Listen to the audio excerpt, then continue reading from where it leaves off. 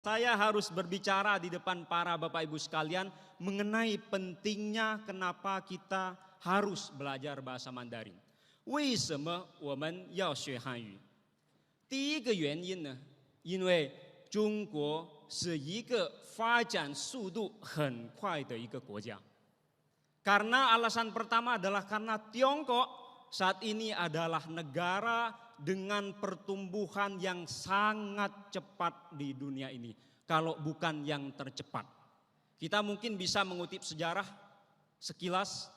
Tiongkok baru merdeka pada tahun 49, Indonesia merdeka tahun 45. Tiongkok adalah adiknya Indonesia dari segi usia.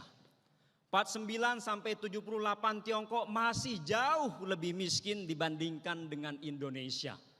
Tapi Bapak Ibu sekalian, setelah 78 diejawantahkan apa yang disebut sebagai kebijakan Kaige Kaifang, reformasi dan keterbukaan dalam waktu hanya sekitar 40 tahun, Tiongkok sudah menjadi negara yang bisa sanggup membikin ketar-ketir Amerika.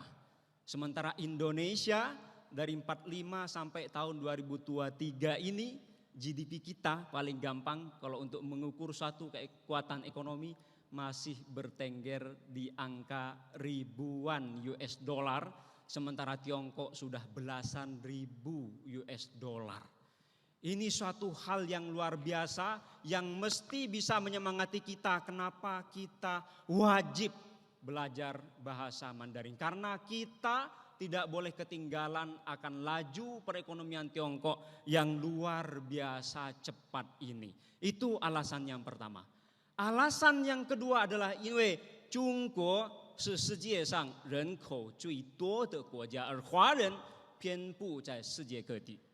Karena penduduk Tiongkok saat ini adalah penduduk paling banyak di dunia dan orang-orang Tionghoa menyebar di mana-mana.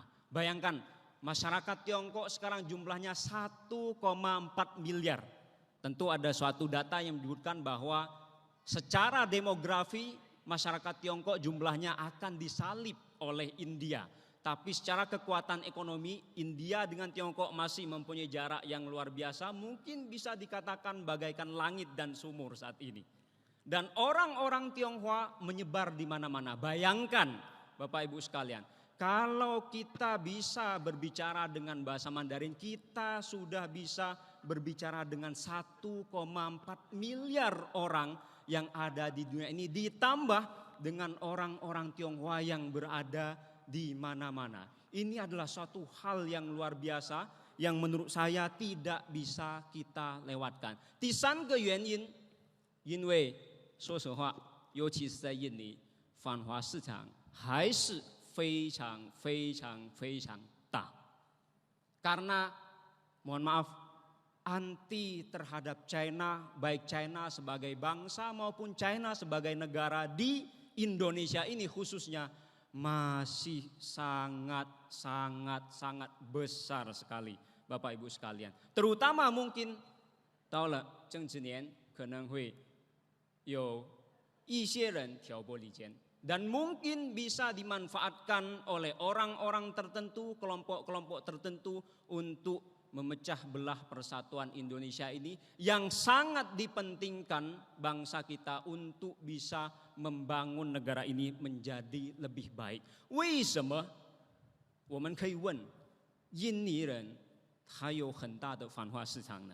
Kita mungkin bisa bertanya, kenapa di Indonesia ini masih besar sekali pasar anti terhadap China, baik China sebagai negara maupun China sebagai bangsa. Izinkan saya untuk mengutip satu pepatah bahasa Arab, Bapak Ibu sekalian.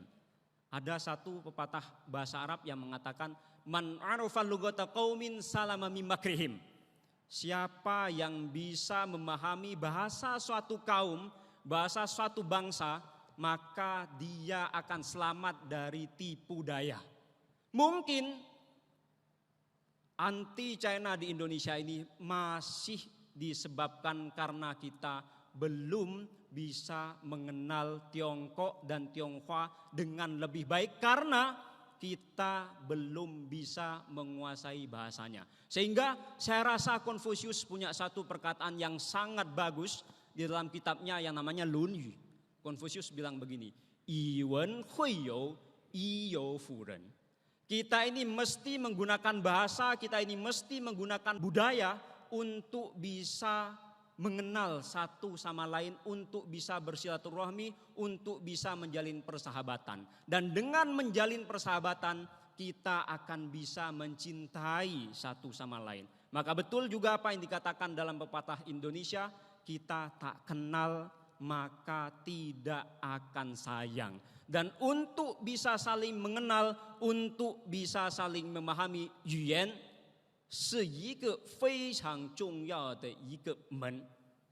Bahasa menurut saya adalah pintu yang paling penting untuk bisa kita buka, Bapak Ibu sekalian.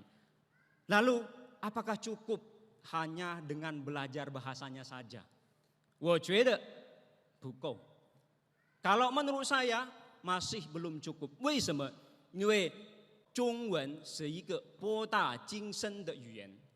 Karena bahasa Mandarin adalah bahasa yang sangat dalam maknanya, penuh dengan filosofi kehidupan.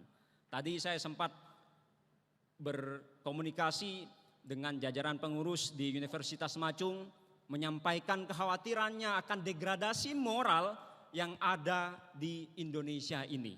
Banyak sekali mungkin orang-orang pintar, tapi belum tentu punya moral. Dan dalam ajaran Tiongkok klasik dengan belajar bahasa Mandarin, ajaran Tiongkok klasik sangat menekankan pentingnya moral. Bagaimana yang muda harus hormat kepada yang tua, bagaimana murid harus hormat kepada guru, bagaimana rakyat harus hormat kepada pemimpin, bagaimana pemimpin harus mengayomi rakyatnya. Itu diajarkan dengan sangat detail sekali dalam filosofi khususnya filosofi Tiongkok klasik. Itu paling tidak mengapa kita harus belajar bahasa Mandarin dalam kesempatan ini. Bapak Ibu sekalian, di Tiongkok sana saya pada tahun 2019 yang lalu sempat mendirikan jurusan bahasa Indonesia di salah satu kampus di Tiongkok, dan sekarang sudah menjamur jurusan-jurusan bahasa Indonesia yang dibuka di kampus-kampus di Tiongkok, baik di Beijing, di Shanghai, di Guangzhou, dan tempat-tempat lainnya. Bayangkan Bapak Ibu sekalian, orang Tiongkok sekarang dipersiapkan diri oleh pemerintahnya untuk bisa mengenal lebih dalam tentang Indonesia. Masa kita sebagai negara yang hanya berbatasan lautan dengan Tiongkok tidak mau belajar bahasanya, di mana Tiongkok sedang maju pesatnya?